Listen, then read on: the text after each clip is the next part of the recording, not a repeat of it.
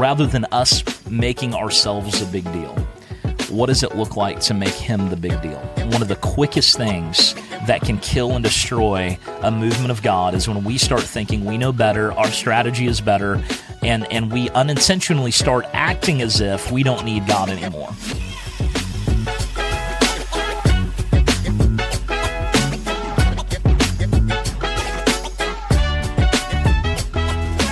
So for clickbait, oh dear, we are going to confess the most terrible sins we've ever committed. Pastor does. It's like real bold and... Nothing surprises us anymore, though. Yeah, no, it doesn't. You know? It doesn't surprise us anymore because it's become terrible. So what we are going to hit on in this episode of the Disciple Makers podcast is a pretty large pitfall, and maybe two pitfalls, that end up hitting us as we're on mission.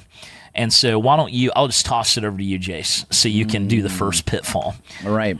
So I think that when you do something for a while, one of the great ways that the enemy deceives us, and that's the problem with deception, is when you're deceived, you don't know you're being deceived. No one says, "Oh, I'm being deceived." Yes. No, you don't know that you're being deceived. Definition. And the thing that we get eased into and convinced of is that if we do something long enough, that we're good at it. Yeah. Imagine having this perception that when it comes to the mission of God, the practice of our faith, that we might get to a place of even a sliver of independence that would say, "Yeah, I'm getting pretty good at this. I think I got a few things down." Yeah. The reality is James 4:6 says that God opposes the proud. Yeah. But he gives grace to the humble. See, that verse is probably, for me, one of the, I would even say, scariest verses for me. Because what's so scary about that is when we are living out of pride and ego, that we could literally become an enemy of God in that process, where he is now opposing what we're doing. Not because he doesn't love us, not because he doesn't want to be a part of what we're doing, but because we are trying to steal every ounce of glory for ourselves.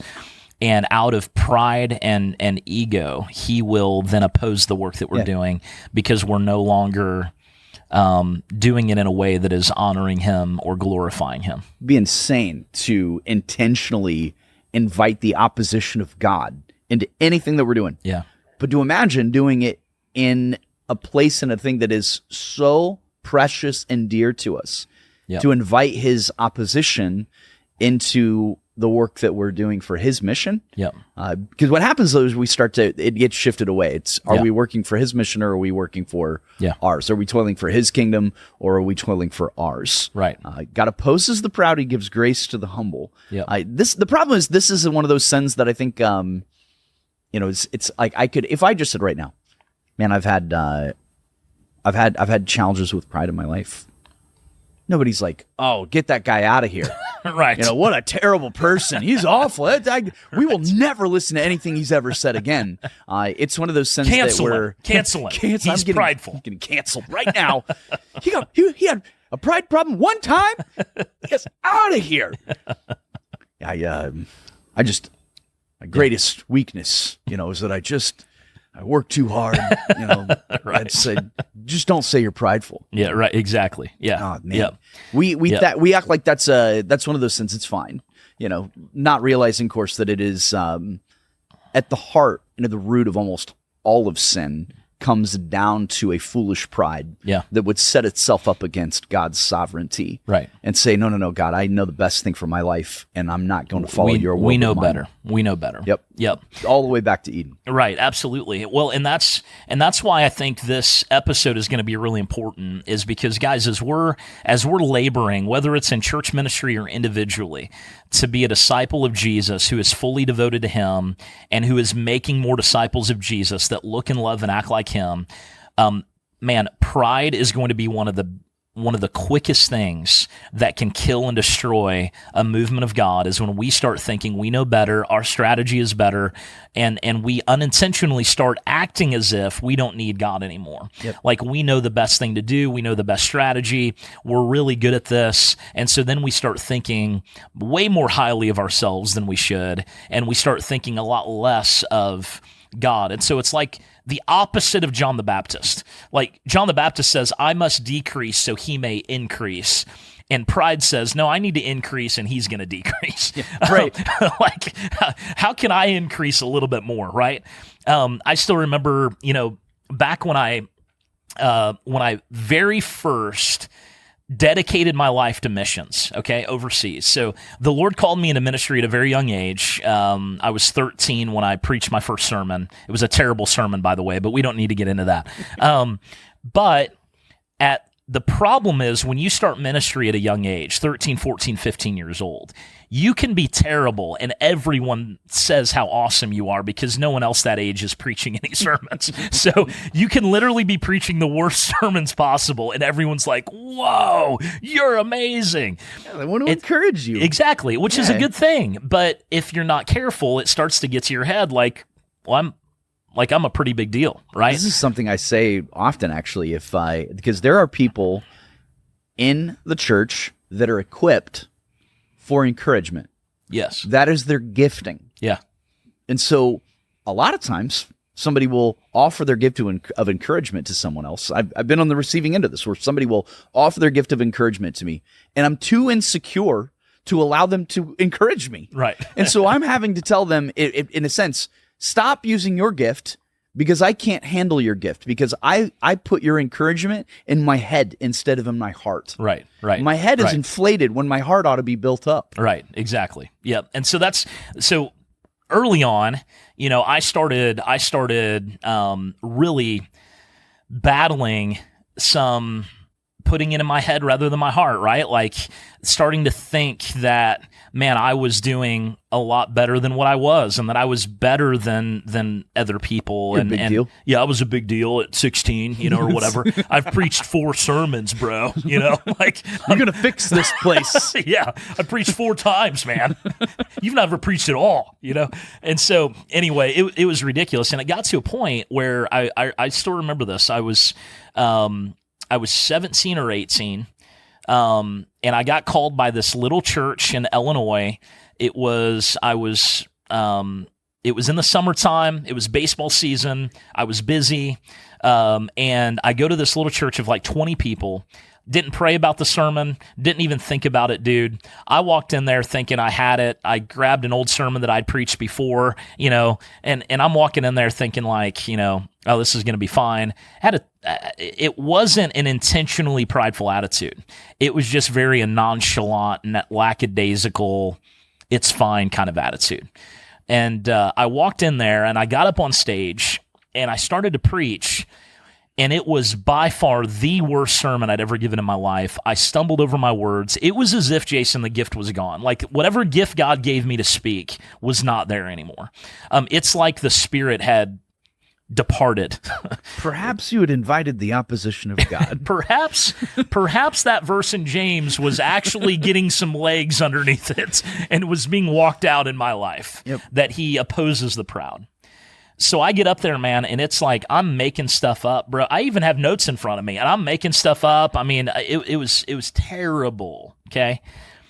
And I stepped off the stage, and I heard louder than anything in my soul the Lord Jesus speak to me. And this is what he said. He said, Josh, if you want to do this without me, that's what it's going to look like. And, man, I went home. And I got on my face before God because I felt terrible, man. And here's the crazy thing. Those 20 people, because I was 17 or 18, they were super encouraging that day. Okay? Of course. Because it's a 17-year-old kid preaching or whatever. Yep. But I knew in my soul, man, I had just completely been opposed by God in this. And so I got on my face and, man, I repented. And I said, God, I don't ever want that to happen again.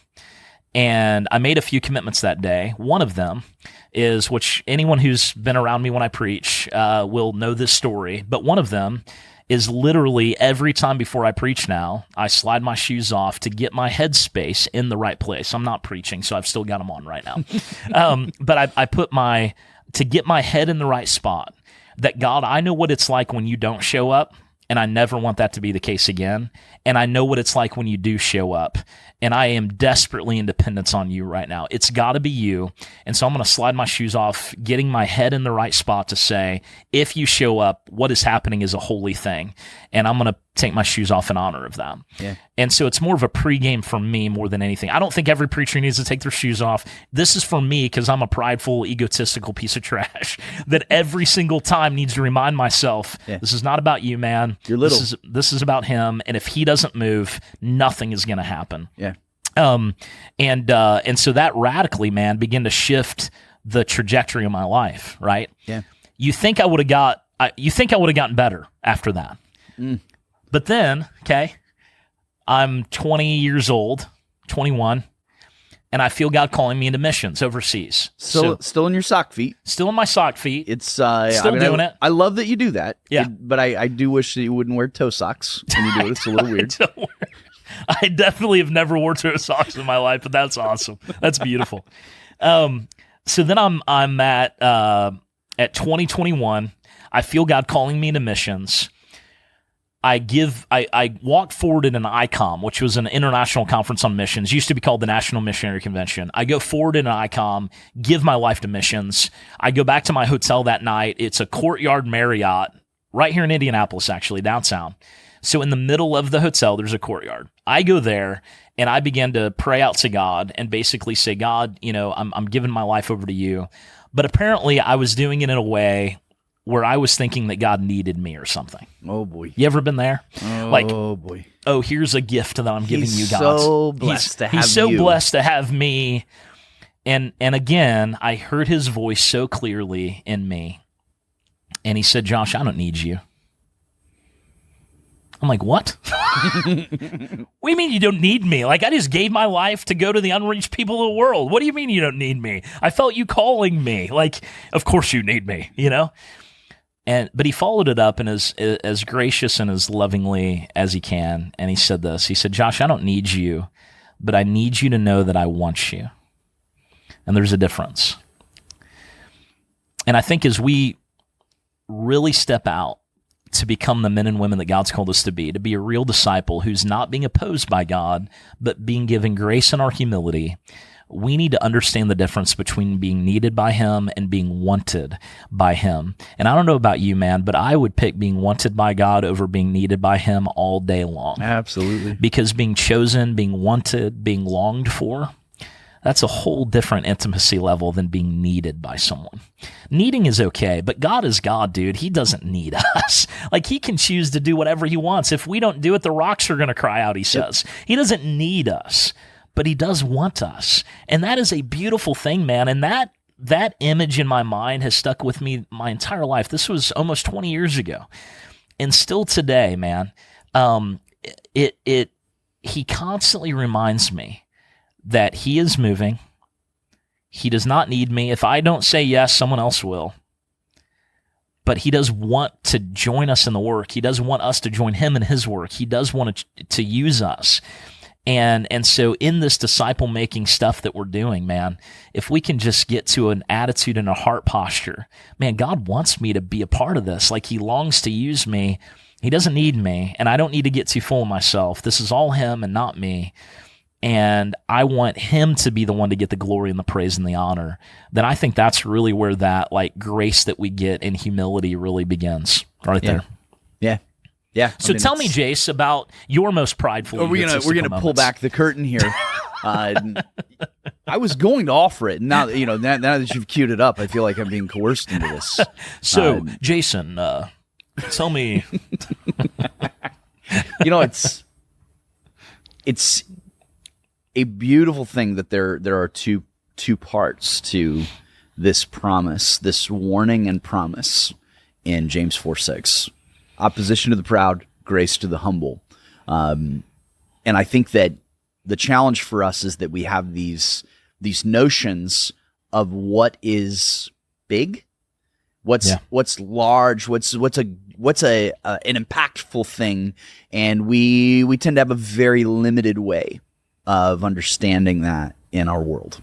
And I was also called as a young man, 12 actually. Oh, great! Here we go. It took me a year longer to. As a matter of fact, and you're younger than me. It was a month before my 14th birthday, so I was almost 14 actually. Wow. But I was still 13. I mean, it was literally years before that God called me. It's because you needed a lot longer to develop than I did. Yeah, right there it is. The problem is, isn't this great that we're speaking pridefully as we're talking about combating pride? You have to realize that everybody's got a different pathway. I have a really good friend in ministry who didn't come to the Lord until late in his life. Yeah, and that was really powerful. God ordained that pathway, and great things have happened through it. And so I think it's important to realize that and to understand that this is not some measurement of greatness. Absolutely. Because that does happen. I hear this sometimes. Oh, wow, it's so amazing. Called you so young. It was necessary because God deemed it so. And I would agree, actually. There were some things that I needed to learn along the way. Oh, and 100%, bro. Like, he called me young because I was a wreck and a mess, and he is still. The heart, dude, has to change. Yep. It's heart surgery the whole time. Early on, I wasn't even aware that my chest was open, that his hands were on my heart, and bypassing and renovating. The older I got, the more I realized, oh, Lord, your hands are like you're doing something. Yeah. And that is a fearsome and wonderful thing. Yeah. So here I was growing up, very similar circumstance, having some opportunities to do some things, and people with the very best of intentions offering gifts of encouragement would tell me things, oftentimes, though, in a way that was almost somehow worldly. Jason, you're going to do big things. Right. You're going to do big things. Yeah. When a 15-year-old hears you're going to do big things, what do you think he thinks? Oh, yeah. Billy Graham, baby. I'm going to be a big deal. Yeah, absolutely. It was almost inherently attached that if God were going to do big things, then that meant I was a big deal. Not a humble servant. Right. not a person who's going to be obedient to his will. I'm going to be a big deal. He's not the big deal. You're the big deal. And God is so lucky to have me. And so you build this anticipation. I think it's important to have big dreams for the kingdom. Yeah. To have big hopes for the kingdom. But no one was teaching me or warning me about what was going to come out of my heart if that was not plucked out of the ground early, if that was not nipped in the bud. So here I was now with a growing anticipation, with the immensity of whatever thing I was going to do for God. And you have this expectation then that when you're going to walk in this, so it's got to be big. Well, that's not how things work normally, because most of us can't handle success early, and we see this in lots of people. Some of the biggest issues people ever face is they're successful before they can handle it. Yeah, absolutely. And you see this in the world, not just in the church. Yeah. They earn a lot of money before they know what to do with it. They waste it. They squander it because they just weren't ready to be successful. I mean, that's what's happened to me. In ministry, I made so much. I was just so successful early on. Josh was a first-round draft pick in the missions draft of 2004. Yeah, right. And he went to the Patriots, part of their dynasty. Man, he's been amazing. That signing bonus, though, got wasted on Ferraris and exactly. Anyway. I ended up being called into a small town in southern Illinois, and I had no idea what God was going to do through those people. Yeah, to me, that to this day I'm incredibly grateful for. Yeah, and you stayed there, bro, a long time. Yeah, we were there for 10 years. Yeah.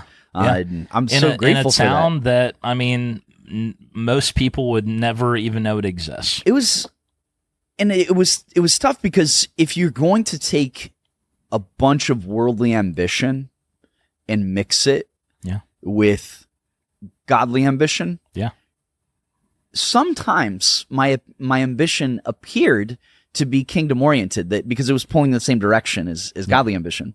But Paul warns us: do nothing out of selfish ambition or vain conceit. Yeah. Do nothing out of selfish ambition or vain conceit. Yeah. And so here I was, undergirding calling with selfish ambition. Yeah. And I think at the end of the day, bro, if we're all honest, we're never cured of there's that. a mixture of it always. Well, this is where we're still talking Philippians. That's some are preaching Christ out of envy and vain conceit. And if I'm writing it, my next words are, "We better shut them up." Yeah. And he says, "Well, what difference does it make? Christ is preached." Yeah, right. The fact is, the gospel's so powerful that it can suffer the mouths of ill messengers. Yeah.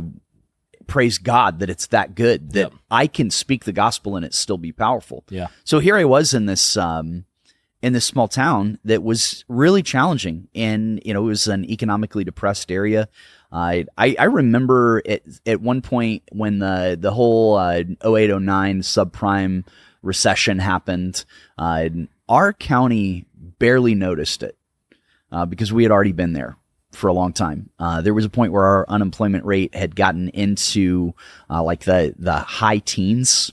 Almost 1 in 5 people out of work. Wow. How do you even sustain a region like that? Absolutely. And so the church reflected that. And there were times where people with the best of intentions would say to me, "Jason, there's no way you're going to stay in a place like this." Yeah. There's right. no way. Right. Right. This is beneath you. And it was like poison for my soul. Because I would go about the work of serving the bride of Christ, of which I'm a part, by the way. Yeah.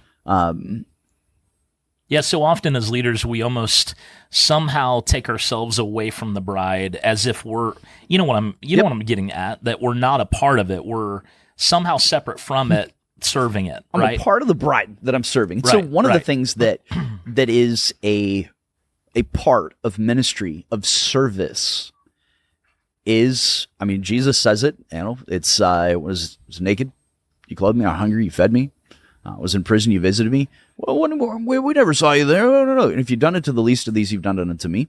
I think that includes things like visiting the hurting.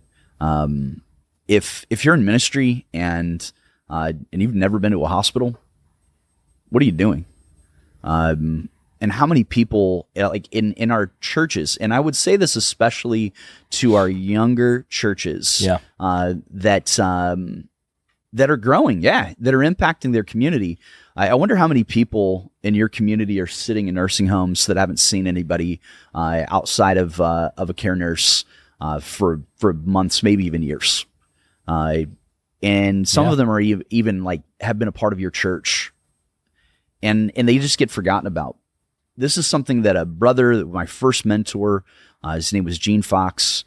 This dude was like shepherd to the max. That's what pastor means. It means shepherd. This dude's ministry was built on getting to the hospital and getting to the nursing homes and getting to the assisted living places and literally just encouraging and loving these people. Now, in terms of like movement principles, we're not going to look at that and say, boy, that's a thing moving the needle right there. Yeah. It gets completely neglected and set aside. And so here I had inherited these responsibilities from him. There was an expectation that I was going to get to the hospital and nursing home. So here I was making my weekly rounds. There were a couple of hospitals, 3 hospitals in a region that I would go to frequently. There were a couple of nursing homes that I would go to frequently, and oftentimes I would end up seeing the same people every couple of weeks, every 2, 3, 4, sometimes a month. I'd see the same people over and over again, and I was becoming increasingly more despondent about feeling like I wasn't moving the mission forward at all. Feeling like I was going to be relegated to some obscurity, that no one was ever going to know who I was. No one was ever going to ask me to speak at a conference, like as if that were some end-all, be-all of ministry existence. And I was never going to do that big thing that I'd been told for the last 15 years of my life that I was going to do. All of my adulthood and most of my formative teenage years, it was going to be big, and here I am. Yeah. it's not big. When is this big thing going to happen? Oh, well, it's going to happen when I can finally get out of this place and go somewhere that ideally is already big. Right. And that's the idolatry that pervades the danger that is in the American church right now. Yeah. And I'm speaking specifically to the leaders that would want to do things that pad their own ego, that make them look good, that are somehow big enough that it suits them. Yeah. And I get to be a part of a large, vibrant church that is growing and reaching its region. But the danger is that I could be convinced that somehow I am suited for this, or somehow I deserve this, or somehow I've caused this, or somehow this has something to do with my ability. Yeah. What a foolish thing to think. So here I am. I was literally in my car driving, and I don't even know how I could be full of myself at that moment. I was driving a Chevy Cruze, for crying out loud. Driving a Chevy Cruze to the hospital. And I'm headed to the same nursing homes, and I hadn't said it. You know, it was like one of those things. It was an idea that it was out in orbit somewhere. And Josh, I was not 17 years old. I was not 22 years old. I was 30 years old. I was old enough to know better. That I was at least not foolish enough to speak it out loud, but it was almost like one of those thoughts that was just on the fringe of. It was, maybe I wasn't totally entertaining the thought, but I was fostering it. I was letting it lurk, because it was the sin of pride waiting at the walls of my city, standing on top of my gate, wanting to jump in, wanting to be a part of who I was, wanting to inform everything that I was, wanting to infiltrate every area of my life, my preaching, my ministry, my service, my love, wanting to saturate all of those things. And in my mind, I was so close to thinking, you know what I am? I'm too good for this ministry.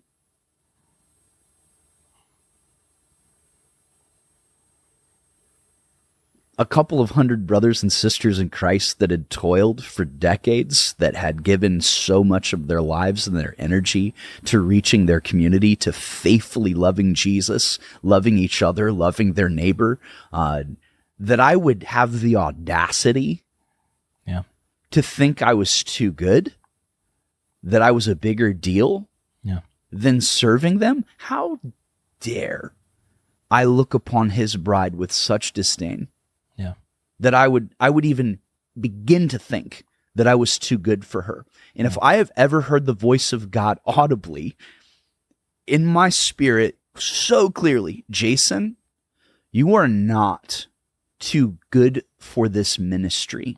You are not too good for this church. And I began to weep like I hadn't wept in a long time, so much that I had to pull over my car. Mind you, I am literally on my way to go visit a 75-year-old sister who's fighting for her life, whose body's shutting down, who is on the brink of meeting her maker with such dignity and faith and hope that to even walk in the room is a sacred thing. To even be around her and look at her saying, I know I'm going to be with the Lord. I can't wait to meet him. And I am too good to go see her. I'm too good to serve in her church because there aren't going to be 5,000 people there at some point. I mean, maybe, right? But unlikely. Town's barely 5,000 people. And I'm so grateful that the Lord would allow me to stumble and pick me back up, that he wouldn't cast me out of his hand. Because what ended up happening over that 10 years was a breaking of my foolish pride. Not that I've been cured, but that I would at least get to see and be aware of the magnitude of this issue. Because if I were going to walk into anything else and carry with me an entitlement that thought I deserved something, that I am talented and good at something, who cares? I mean, I think any pastor who thinks that he's good at something and therefore something should happen, should be reminded of the fact that he hasn't had an original idea in his entire life. Any good idea you've ever had that is worth hearing, worth repeating, especially one that's worth dying for, was written down 2,000 years ago. Yeah. Relieve yourself of the constant need for the pride of authorship. Yeah. And abandon yourself to the only truth that matters, the only truth that's actually true. Yeah. And then what do you see in this? Yeah. And these are the kind of people that I want to be around.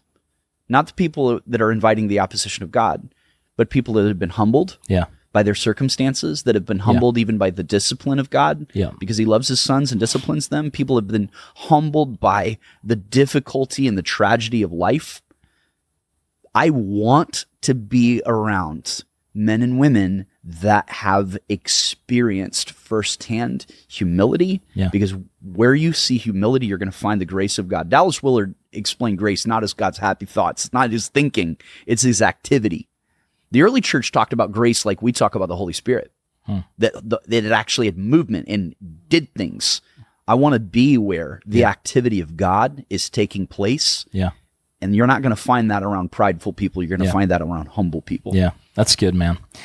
Yeah, I think that on this journey of being disciples who make disciples, what you're hitting on, Jace, is so it's so foundational and important that if we don't get this, man, it's going to hinder every work of God that he wants to do in our lives. And it's this. Rather than us making ourselves a big deal, what does it look like to make him the big deal? Yep. What does it look like to lift him up? And when he is lifted up, he will draw all men to himself, not to ourselves.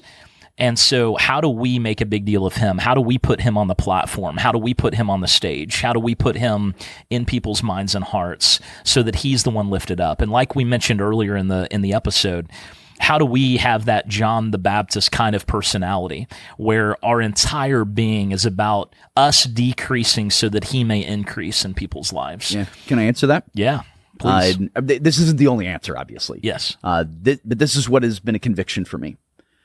I think that one of the symptoms for me, and I'm not saying this is, you have to be able to discern this in your own heart. Right. In my life, the symptom of me wanting to be a big deal were a couple of things. And you would see this in my preaching. I wanted to say things that had never been said before. I wanted to bring fresh thoughts and fresh ideas. And I had an almost total disregard for orthodoxy in the faith. That if there was a long-standing interpretation of a text, I did not want to preach that. I wanted to preach something that was brand new that someone had never heard. I'll never forget this. I preached on a parable of Jesus. And I'd read a book from a very popular author at the time, and I got so excited about him that I didn't read him. I read the guy that trained him. And so now I'm going to the source of the popular guy, which makes me even cooler. Right? Absolutely. Which inflames my pride even more. What's so hilarious about this is it was literally just parroting the idea of another person. So how do you get prideful about that? Well, it's because no one else had discovered him. I mean, it's the same bone in me that really likes to find a band that nobody else has heard of. Yeah. And then when they get popular, everybody else, I've been listening to them for like 8 years. And now I don't even like them anymore. Your common phrase in college about this was that you were in on the ground floor. I was in on the ground floor. What a butthead. You would literally say that, though, I about have bands. more exquisite taste than you. I was in on the ground floor of Dave Barnes. I've been there for a while, and everybody else was like, never heard of him. Okay, anyway. Fine. Yes. I had this lady come up to me who'd been she'd been in the church. By the time she passed on, she was there for 99 years. Incredible. She walks up to me and she says, Jason, I've been here for 92 years. I've never heard that teaching on that parable. And I don't even know what she said after that. That's all you needed, What right? she probably should have said is, I've been here for 92 years. No one else preached that. And there's been some pretty good preachers here. There's been some pretty good teachers, and you're not smarter than all of them. Yeah. You're not granting new insights that we haven't had in a century. I needed to be told to shut up and quit being so full of myself. And in the best of intentions, she says, wow, it was amazing. And I go, oh, yes, I've found it. So here we go. I'm gonna invent things, and then when I run out of fresh ideas, I'm gonna have to go beyond the scriptures. Yep. And now I'm gonna tell you how to be a better person. Yeah. I'm gonna tell you how I can figure stuff out for you and offer you fresh insights in living. There was a couple that showed up at the church in this season of my life, and I'm fresh. I am fresh in the breaking, and all I could think is I don't know what else to tell them, because I've been telling them to try harder for the last 8 years. Yeah. And a couple shows up it's just a very unusual couple. A Seventh-day Adventist elder who came from a very legalistic background, and a Pentecostal woman who'd also come from a very, very traditional Pentecostal church. Both of them had challenges with being very legalistic. They were both widowed, married each other, and then had this renaissance of grace in their lives that was so vibrant and powerful. They show up one Sunday. Afterward, they said, I had this thing in me. I thought, man, I don't know what else to tell them. I'm just going to brag about Jesus. That's all I got. When I'm lifted up from the earth, I'll draw all people to myself. Yeah. They come up to me and they said, Jason, we're so thankful that you're preaching about Jesus. And of course, I look at them. Oh, what else would we talk about? Despite the fact that this is like very new for me. Like, yeah, Jesus is going to help. You do the stuff, and the cross, but you do the stuff, and it was this little ember in my life that was just beginning to flame. And those people over the next 2 years of my life took the care to blow on that, to foster that ember until it began to spark and flame, until it became a raging inferno in my life, that no matter where I would go, that there was nothing that could snuff the fire that says Jesus is the way, the truth, and the life. There's no way to the Father but through him. If you really knew me, you'd know my Father as well. From now on, you do know him and have seen him. Yeah. Nobody's ever been the same if they saw him. Right.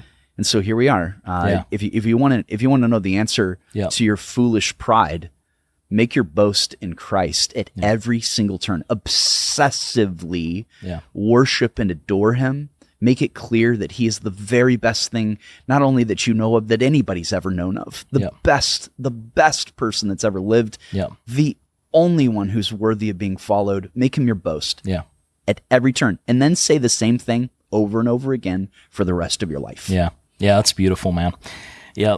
Well, guys, listen, we're about out of time on this episode, but I just want you to hear what Jason just said, that we've got to lift Jesus up, increase his glory and fame and power in our lives, and decrease the self-centeredness and selfish ambition that sometimes rises up.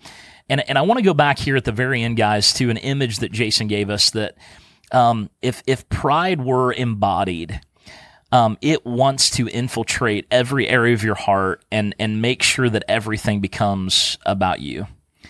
And here's, at the end of the day, guys, if we're going to be disciples who make disciples, it is disciples of Jesus, not of you. Believe me, nobody needs to be my disciple.